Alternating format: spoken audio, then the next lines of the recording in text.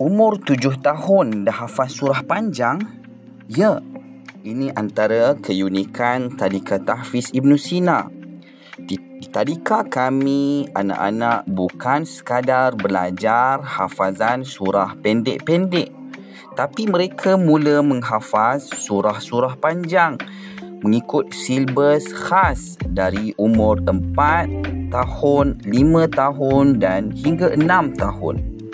Silbus ini bukan dibuat main-main, tetapi hasil kajian Ustaz Afif, bekas pensyarah di QUIM, kini terkenal dengan nama Unimel dan pernah berkhidmat di UiTM Shah Alam.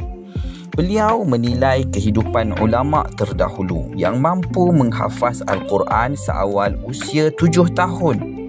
Sedangkan hari ini, ramai anak-anak baru nak mula membaca pada umur yang sama. Dari kajian itu, lahirlah silbus yang membolehkan anak-anak kecil menghafaz dengan sistematik. Dan hasilnya sangat membanggakan. Hari ini, kami ada 4 cawangan. 3 di Kemunting, 1 di Taiping.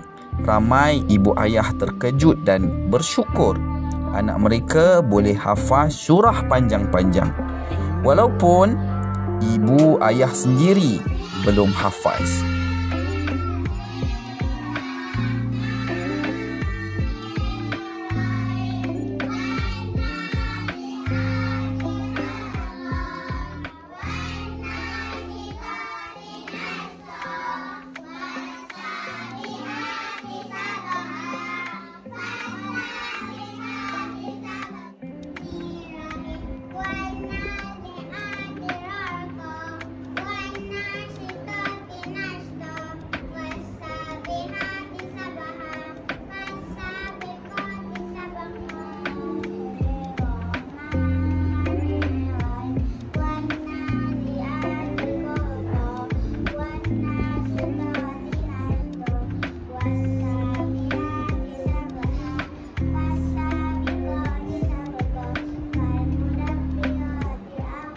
Nak anak anda mula hafaz surah sejak kecil?